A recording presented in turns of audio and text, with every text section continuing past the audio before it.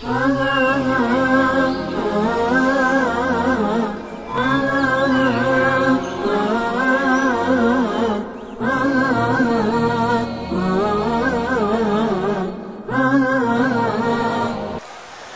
الله الرحمن الرحيم.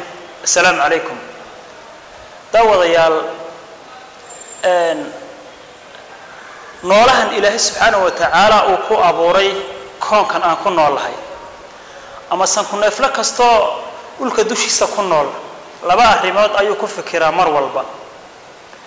arinta koobaad waa in uu nolosha qaybaheeda kala duwan guul la taaban karo ka gaadha. taa cagsigeed waxa uu ku fikiraa guul darro ay nolosha u soo bandhigto in uu ka badbaado.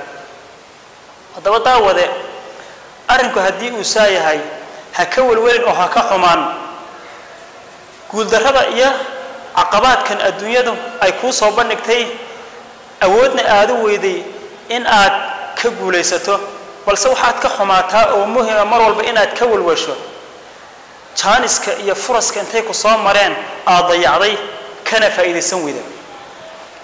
haddaba daawada waxaad noqotaa qof mar walba fursadda abuura hana noqon mid fursadu in ay gurigiisa ugu timaado suga waayo fursadu mar walba gurigaaga way soo maraysaa maalin walba xilli kasta. haddii aad ka faa'iideyn weydo furaska ay jaaniska ku soo maray fursadaas way tagaysaa kuna soo noqon mayso. haddii ay saa kaaga tagtaan cid aan adiga ahayn baa ka faa'iideysanaysaa. haddaba daawada ha sugin fursadu inay kuu timaado waa in aad fursadda adigu lafteeda abuurtaa. dadku laba u qaybsamaan qof caqabad kasta iyo mushkilad kasta ka dhex arka furas iyo jaanis fara badan kadibna saa kaga faa'iideysta iyo qof jaanis kasta ka dhex arka dhibaato iyo mashaakil iyo caqabad. haddaba qofku haddii uu caqabad kasta iyo dhibaato kasta keed kasta haddii uu ka dhex arko jaanis iyo fursado badan qofkaas caqabaadkaasi ma saameeyaan waxbana ma yeelaan waayo hiigsi buu leeyahay ujeedadiisa hadafkiisu ma aha caqabaadkan u muuqda balse waa caqabaadkan furaska ka dambeeya wuuna guulaystaa. isku soo duub daawade ha noqonin mid jaanis kasta mushkilad ka dhex arka ee waxaad noqotaa caqabad iyo dhibaato kasta mid furas iyo jaanis ka dhex arka.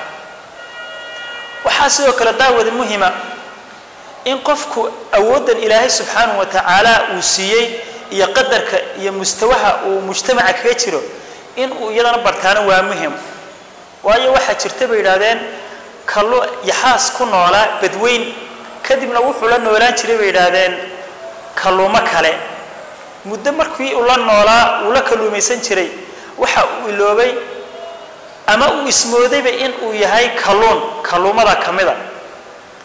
yaxaaskaas waxa uu ilaaway qadarkiisa iyo mustawihiisa ahaa yaxaasnimo. waxa uu ilaaway kalluunkan uu la kalluumaysanayo in uu kalluumaysto ilaaway fursadda uu lumiya ka waran ilaahay awood buu siiyay yaxaasnimo balse uu ka faa'iideysan wada kalluun buu ismooday.